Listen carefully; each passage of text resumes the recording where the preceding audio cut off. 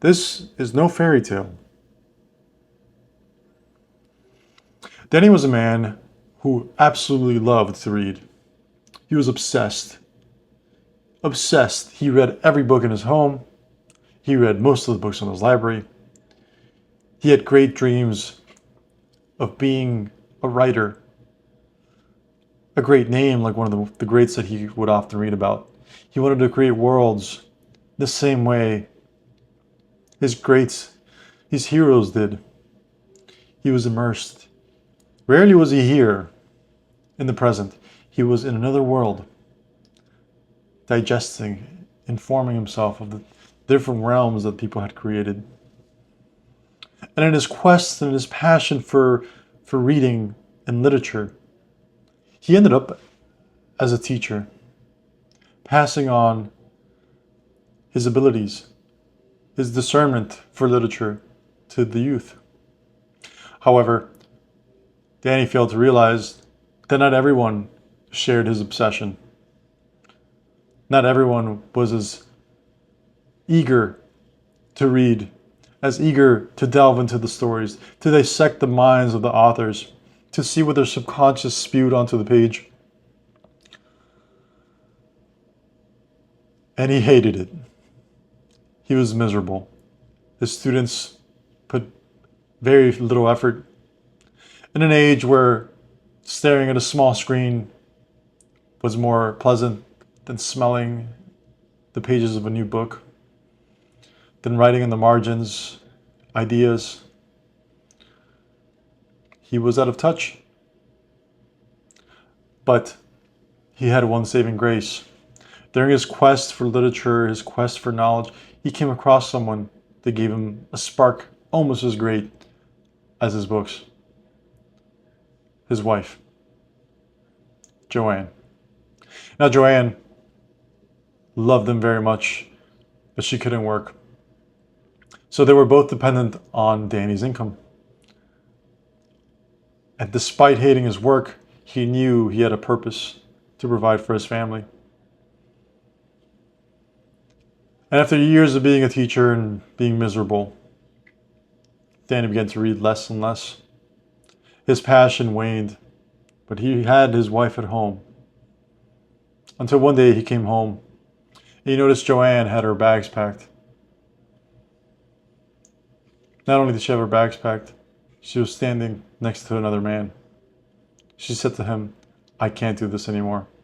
I found someone else. We're leaving." Danny, defeated, having just lost the light of his life, let them go without a fight, without saying a word. So, as the months went on, Danny delved into a deep depression. And in his depression, all he could do was work. He just did the repetitive tasks that were once the scholarly pursuit, trying to teach these kids.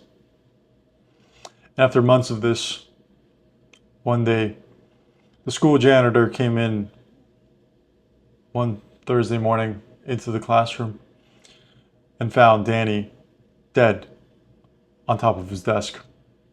The police were called and the investigators noticed that his body was completely covered in geometric patterns, wounds that seemed surgically carved onto his body.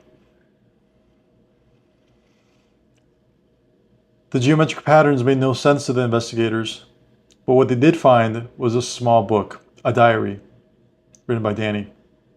His first entry said, "I've lost my light. I've lost my reason. I've lost my hope. I have no more will to live." Making it seem like a clear suicide. But there was no wound suggesting self-inflicted wounds, self-injury.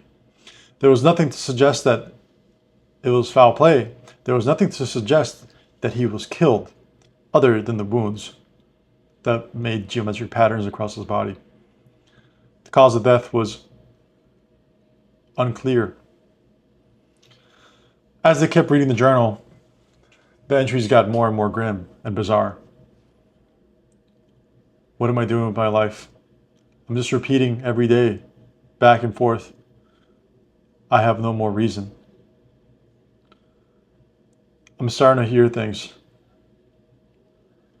I can hear them from the garden. They're speaking to me.